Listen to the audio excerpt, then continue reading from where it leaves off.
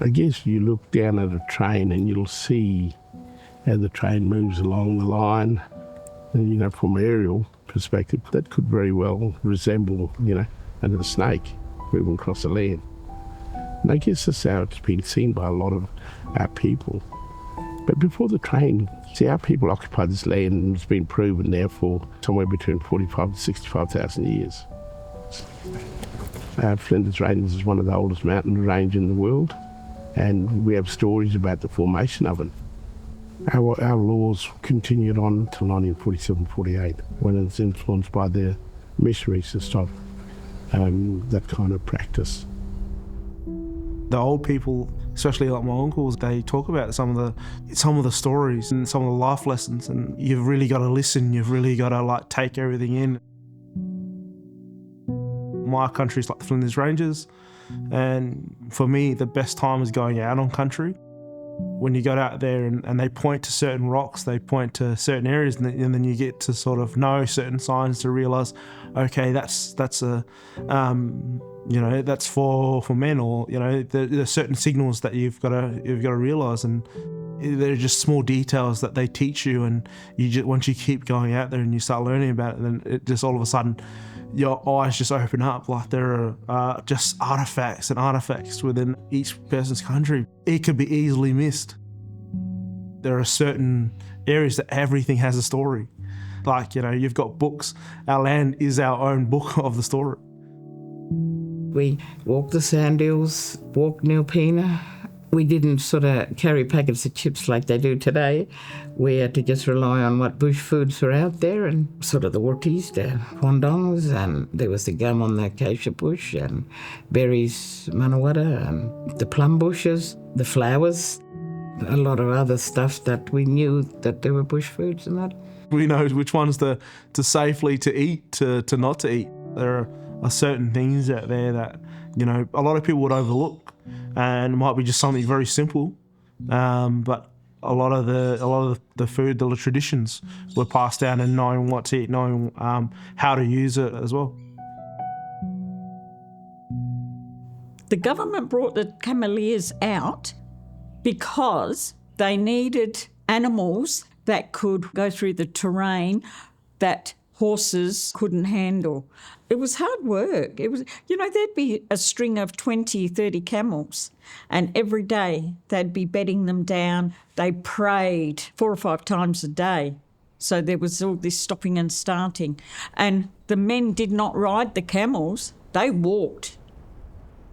They used them to take produce and goods to the stations, to the landowners, because the camels could go for great lengths of time without needing water, and these men knew how to handle those animals.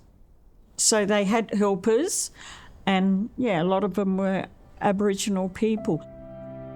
I think the Aboriginal people back then played a massive part, because they want to know which route would be the safest for the camels, instead of going through unsafe areas where they could easily die or get lost. I think they played a huge part, and it's because they knew the land, they knew the route, they knew every source.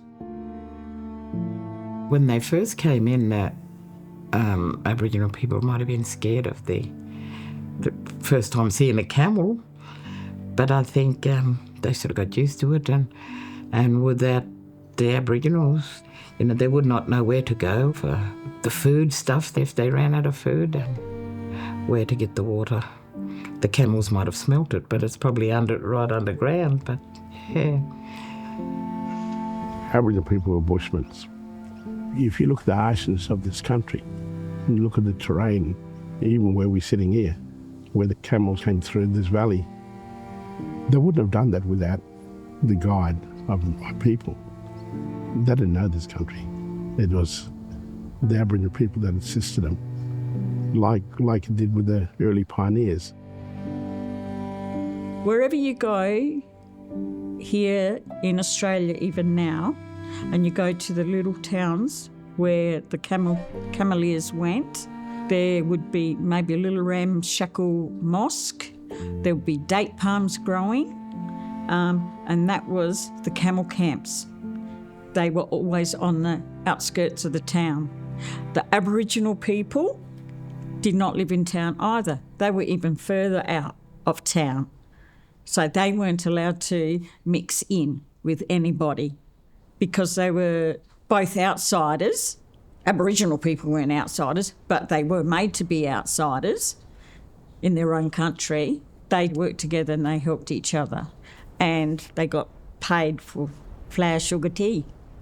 You know, that was rations. Every now and then they might have got a shirt put on their back. The Afghans were brought out here with their camels. They didn't bring any women out, but they weren't allowed to mix with the white community. So they worked alongside of the Aboriginal community, and then they had, a lot of them had Aboriginal wives. Some left wives, families back home from wherever they came from. Not all from Afghanistan, some Pakistan, Baluchistan, some India. But yes, when they had to work together, they stuck together because they were outsiders. They used to get on together, everyone then, because they had to go all the way to Birds or with the camels. Take 3 weeks to get up there, and with the loads, camel loads, they carted everything. There's a railway track that runs between the town.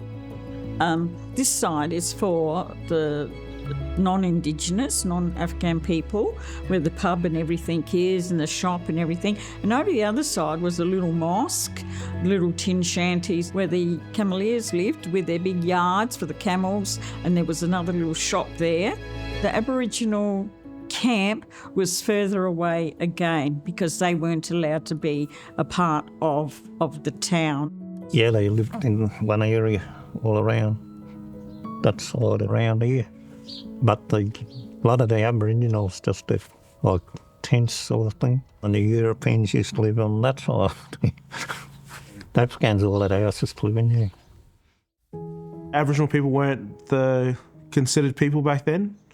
You hear a lot of the stories that even the Afghan were rated higher than the Aboriginal people.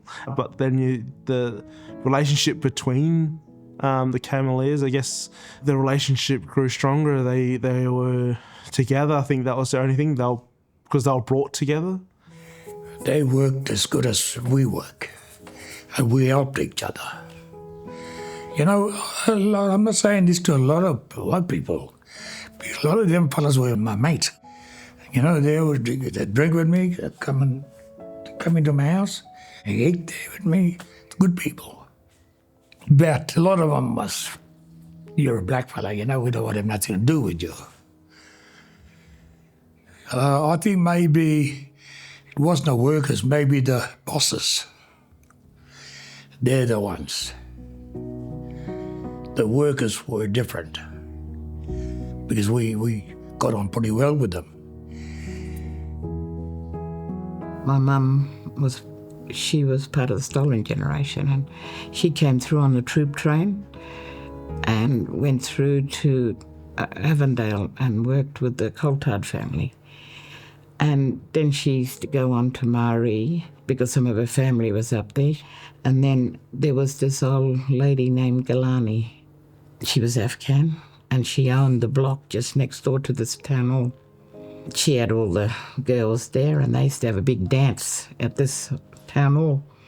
And this is where my mum met my dad, because it was Aboriginals and Afghans mixed, having a good time, having dance. There was a big camp of Aboriginals here and a big camp of Afghans as well. I've never heard like my grandfather or any one of them saying anything bad about the Afghans. The Aboriginals and the Afghans got on, married in, and had families. And I know that, some of the mindsets I think would have been different. But you're working with them every day, all of a sudden you're starting to get to know them. And, you're not seeing them because, he's just another Aboriginal person. He's my mate working on railroad. That's that changing of language that starts to form, to not go into a full conflict straight away, helps move forward into the right direction of slowly getting away from the racism, slowly getting away from the discrimination within that. After decades, the need for having camels, the livestock, the demand of it started to outweigh the camels. I'm only 42, I was born. They were just finishing because the trucks came then to take over, and so the Cameleers just had to leave the camels go out into the desert somewhere. They couldn't afford to keep feeding them. There's a lot of camels out in the desert now, so it's a lot quieter, not many people live here because there's no work. The only work there is in the businesses like the hotel and the roadhouse, caravan park and the school. Only about 80 people here live on it at the moment, I think. There is still a shop there. It's a house now, still owned by the same family. Bejar Dervish was one of the main old Cameleers that came to Australia, and Bejars are cousins of mine. I mean, we visited Marie as a kid. We went to Uncle Jack Bejar's place, and Jack was the son of Bejar Dervish, and he worked with camels as well. And you can see where the Cameleers were.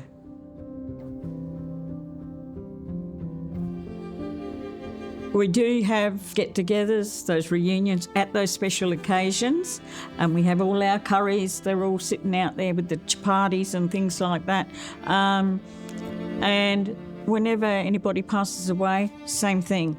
Everybody comes together, and we have our charity, our wake.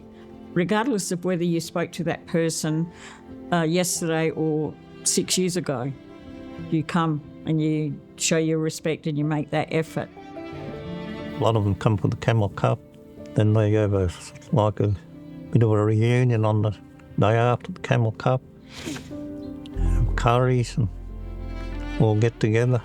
I mean, you see some of the foods now in some of the descendants of like the Cameleers, and they've used both the food of like the dampers and some of the curries that the traditional stuff that they brought over. You see the mix that's come up through that now. Because we were going to our Fazella side of the family, because we were going to funerals, and that's when we would see people. And my daughter and I, my eldest daughter and I, were going to Broken Hill for a funeral. And we both said, this is sad. Why are we going over here? Every time we come over here, we're going to say goodbye to somebody. So she got together and asked one of our older aunties, about a family reunion. So we had a descendants of Fazula Zaidullah and Krishina Nohab all come together. Wow. We needed a big area for it, but it was beautiful. So we had one in here in Port Augusta, and then there was one in Broken Hill. But now we don't have any of our oldies. We've got the next generation of cousins, but they were the good times that we had, and we talked more about who we all are and how we fit, how the men and the women fit into this country, and what they gave, I guess. They gave a lot, yeah.